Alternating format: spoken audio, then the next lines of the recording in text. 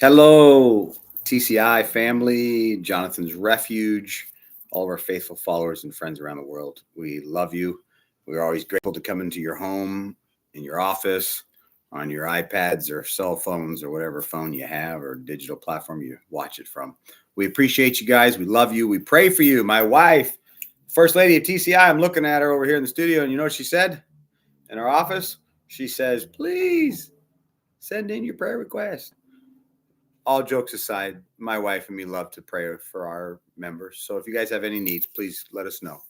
Let's jump right into it. All right, this is an exciting topic for me because it's of one of my favorite characters in the world. He's no longer alive, of course. This person lived ballpark about 4,000 years ago. And we're going to be speaking from the Jewish faith today. And in the old books of the Jewish faith, they're called the Torahs. And those were the canon laws. The Torahs were the scrolls, Genesis, Leviticus, Numbers, Deuteronomy. These are the Torahs. And in those books are the laws of their faith and the stories of their faith. Now, one of the men in there is a man named, I just blanked on his name, Joseph, forgive me. And Joseph is an amazing character. So Joseph, his father was a man named Jacob, who God changed his name to Israel, and he gave him 12 sons. That would be 12 tribes of Judah. And so each one of his sons' names are the names of the 12 tribes of Judah. So the entire Jewish faith comes off of this lineage. And one of those names of his son was Joseph, this young man. Joseph was the youngest of all the brothers, and he was his father's favorite. All the brothers were out in the fields tending to the flocks of their father. And their father was, he was not old, but he was up there in age. And then he sent his youngest son. He had this fancy coat called the coat of many colors. It was multiple colored coat. And he sent his son with supplies to go take out to his brother in the field, his brothers. So he gets out there, and the brothers were angry and jealous because they're like, Dad, that's Dad's favorite. There's Dad's favorite. And they conspired to kill him. And they were going to kill him because they hated him. He was Dad's favorite. So luckily for Joseph, one of the brothers was like, I don't want to kill him. I don't want that on my conscience. He's my brother. So he actually, they grabbed their brother and they threw him in a hole while they figured this out. And they looked in the distance and they saw slave traders coming over. And the brothers decided they would sell Joseph to a slave trader. And they sold their brother to slavery. And their brother then was taken and walked all the way to Egypt, where he was sold in Egypt as a slave on the market, just like they sell people in the old days that we recently in our time, we've seen how the African Americans were sold on slave markets. This is not, it's not like the first time that's happened. This has been going on for thousands of years to every race on earth. And so this young man is in that situation where he was sold by his own people, and they took and sold him to another race, and that race owns his life, and he is their slave. And the person who bought him was, in essence, the mayor. Okay, he was a very important figure, but he'd be the equivalent of a mayor. And he worked in Potiphar's house as a slave. And he was such a good slave. This guy's work ethics was awesome. See, even as a slave, he didn't do his job to be great because he thought that would help him. He just said, I have a great work ethic. My father instilled in me positive work ethics. It's strong work ethics with positive attitudes, getting the job done, not sitting around waiting for someone to tell you what to do, but actually making progress. When my dad sends me on a job to do a job and he pays me to do it, I not only do it, I do it above and beyond, and I want to earn that pay and prove that I'm worthy of the next paycheck, right? This guy's work ethic was awesome. And so he's a kid, and he's in slavery now, and he's a slave. And he does such a great job. He rises all the way through the ranks and goes all the way up until he becomes the head of Potiphar's household. So that meant he was the head slave, and everything went through him. And so, wow. Unfortunately, Potiphar's wife, Potiphar is a very important, politician, so he's always out and about. And the wife, Joseph, a young man, he's fit, he's in shape. It said she tried to have sex with him. Now he said, stop, you're my master's wife. I won't do that. And he walked away. And she tried again, and he walked away. And the third time when he went to walk away. She grabbed his cloak, so his shirt of his clothing, and said, "You're going to have sex with me, or else I'm going to tell him you raped me." And he ran, and she ripped a piece of his clothing and ran into the guards and said, "He tried to rape me. Joseph tried to rape me." And then Joseph was picked up, and he was put in prison for a sex offense, for rape of a crime he never did. And what does he do while in prison? He meets two guys while in there that were thrown out of Pharaoh's court. The guy that brings the bread for the Pharaoh and the guy that brings the drink for the Pharaoh, if I remember correct. And they bring him in there and they get thrown in the hole because the Pharaoh was mad at him. And then they had a dream that night, and they remember their dream, and they were telling each other about the dream, the two guys from Pharaoh's court. And the Pharaoh of Egypt, that's the Pharaoh of Egypt. And these two guys are in the prison, and they're telling their story, and Joseph looks up and says, "I can't tell you what that dream is." And they're like, "What?" He goes, "Yeah, no. I've got a gift for interpreting dreams." So he tells them what the dream meant and what they meant. They're like, "Great, whatever." They get freed. They did their time. But Joseph's still in there because he raped someone, apparently, but he didn't. They get to the Pharaoh's court again, and the Pharaoh is having dreams, and the Pharaoh can't figure out what this dream is, so he brings in all of his wise spiritual leaders, and they can't figure it out. No one can figure it out. He's tried everyone in the kingdom. Finally, the two guys are like, "Hey, yo, Pharaoh, we were in prison. Remember you threw us in there because you didn't like us that week? Okay. While there, we had a dream, and the guy, he told us what the dream was, and it's exactly, we got put back into our positions. You did everything as the dream said you would." And he's like, "What?" So they called Joseph. Joseph interpreted the dream. Bada bing, bada boom. Next thing you know, he wasn't complaining. He's like, I'll tell you what, Pharaoh, you pardon me from my sex charge and make sure that they know that I'm not a rapist since I didn't do that. Maybe then I'll tell you your dream. No, he didn't do that. He had work ethics. And he was a man who said, "I will do good at everything I put my hands to," not because I want the Pharaoh to be impressed, because he did everything unto God. See, I don't care what the world thinks about Jonathan Brown. I take that back.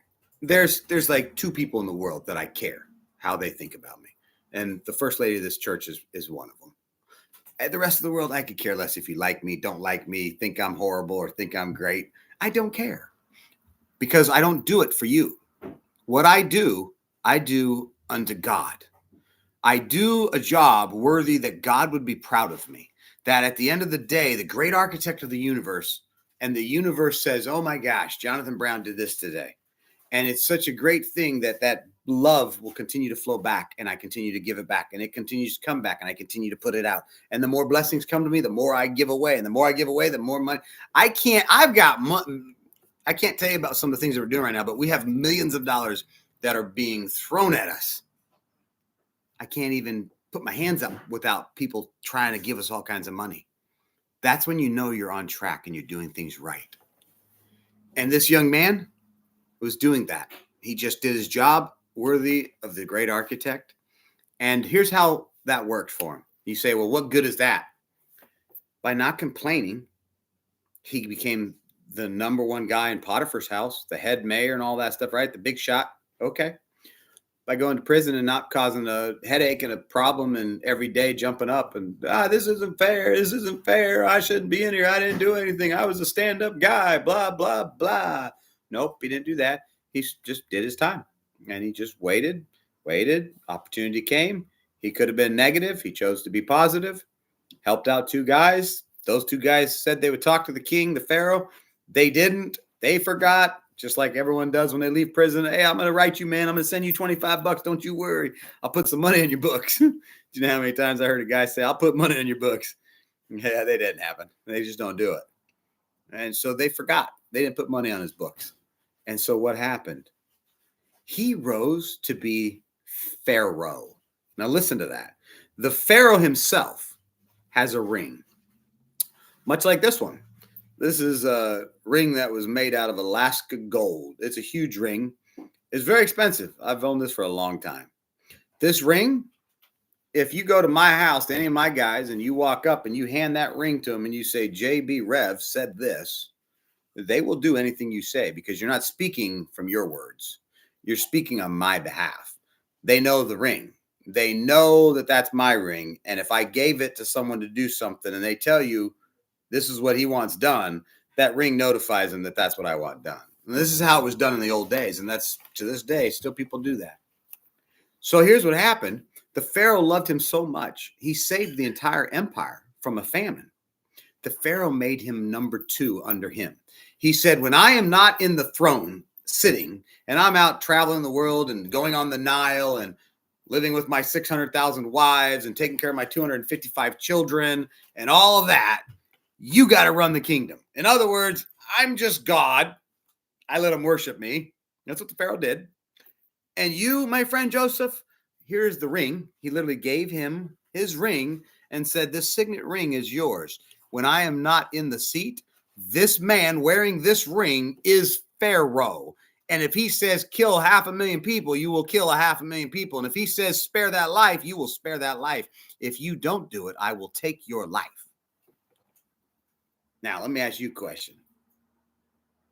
Would you guys, if you were in his spot, do everything that he did?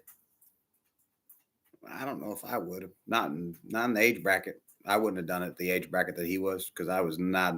I'd have been the guy that like, okay, you want to throw me in prison? Cool, man. I didn't even do this one. All right, I'm going to start up in prison. I'll be running the show and running and gunning. I would have at that age. But now looking back at my age, I'd be like, because I have a work ethic. It takes years to learn work ethics. It takes years to get that positive attitude. One of my guys in our organization is a truck driver. We're building a trucking company together. Called me up this week, or I called him up this week and said, I got to come over and we got to do some stuff for the Jonathan's Refuge. And we're working on the thing together. And he's like, hey, boss, I just want to apologize for my attitude. I looked a little upset right now. And it's because I'm not too happy. Some stuff at work. And I said, oh, I get it. And I understood. And I didn't say anything. And then I ended up sending him a quick message. And I text message that night. I said, hey, just FYI, you can't control your day. You can't control if you're going to be put in prison for a crime you didn't do. You can't control if someone's going to hit your car. You can't control if you're going to get fired today for doing the right thing and helping out a police officer. You don't control your day. But here's what you do control. You control your attitude. You control how you are going to react to what happens to you. That is the only thing you control. There's a great man, and he's a psychologist. He's one of my favorite, and Viktor Frankl. And Viktor was in the Nazis' concentration camp. This guy, while in there, is counseling the guys gassing the Jews because they're having a hard time with this. Like, I don't feel right about this. This is not right. And he's like trying to therapeutically counsel them to help them relieve them. Like, look, you're just doing your job. It's horrible, and it shouldn't do this, and Viktor's counseling them while at the same time counseling his fellow Jews, while at the same time living in the concentration camp. And he said something that was remarkable at a conference. I once heard him say this, and it blew my mind.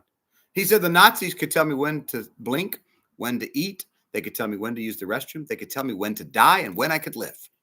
But they could not control my thoughts, for only I control that. So this is a young man, Joseph, who you need. I've preached over 1,000 messages on Joseph, and I'll preach probably 10,000 before I'm dead, because you can preach in so many ways on this life. Read more about Joseph. Learn how a positive attitude, because my guy called me back after I sent that message about, I ended it with saying, you left work like 3 hours ago, and you're still upset about what happened. That person or those people that upset you, they own you for the last 3 hours. Man, that didn't set well with him. He didn't like that. Next day, he's like, yeah, I had a crappy day again. But guess what? I'm not. I'm having a crappy day around me, but I'm not letting it make it a crappy day for me, because I'm choosing. I control myself, and nobody owns me. And I was so impressed with that young man and that statement that this was the reason I chose this message this week. So as I close at our 15-minute mark today, I want to tell you this. It's something that means the world to me. I own many companies. And I've built many companies in my life, and I've been very successful. But there's one thing I always say, and I've told my wife this when we first met. I said, I can't promise you riches. My history, my past, my finances show that I know how to make a lot of money. But doesn't mean you're going to always make money. I might not be able to do it. You know what I mean? It just might not have it in me anymore. And I said, but here's one good thing. You'll never have a roof not over your head, a home. You're not going to live in a car. You're not going to have to live in an RV. We might have RVs parked in locations where we go and stay for the weekend, and we might travel in another RV, but you're not ever going to have to live in a small little place. Of course, my wife, don't tell her, but she wants to live in a tiny house. And I said, I'm good with that. I'm thinking a small house, like 5,000 square feet. Apparently, I guess that's not a tiny house. To me, I think that's a tiny house, but I'm still working on that one. But my wife, one of the cute things about it is when we look at that, I look back and I said, you never have to worry because I got a work ethic. And that's something she talked to all her girlfriends about that I found out later after we got married, a couple years later. People would tell me, one of the things that impressed her about you is how you worked and your work ethic. I got in a car accident, flipped the car on the freeway, completely smashed the whole thing up, all airbags, off to the hospital, called in, told my boss, hey, man, I can't make it. I was at work 4 hours later. True story. Now, that's because they don't make guys like that anymore. I hear that a lot, but I think that's BS. I'm tired of people saying they don't make men like us anymore. No, you know what? They do make men like that. We make them at Jonathan's Refuge. We make them at TCI. I got men like that surrounding me, and I have women like that surrounding me because we make those kind of people. They're not born, folks. Josephs are not born. They're made. So choose today to make that person in your life. Make you that person who's going to go ahead and choose to live the happier life, to choose the positive things in life. I promise you, it'll transform your life. You'll never look back. It'll never be the same. It'll never, never, never, never be the same. You can turn all your scars into stars, and you can take all of your disappointments and your losses, and you can turn those over into stepping stones to propel you into your future. But only if you choose to. Remember, in your ears right there, in between there is that little head. I can't get my finger to go the right way. But in between these two ears is the true battle. And it's not outside. And it's not at your job. It's not in Washington. It's right here between your two ears. You control yourself. So make sure you're controlling yourself in a positive way that you get the benefits. I love you all so much. God bless. We'll see you next week. We're going to be doing some series coming up and talking about like the 10 commandments in the Jewish faith and the Christian faith. And we're going to talk about the different commandments in other faiths and show you how they have some amazing things. So looking forward to doing those messages with everybody. Love you guys. Let us know if we can help.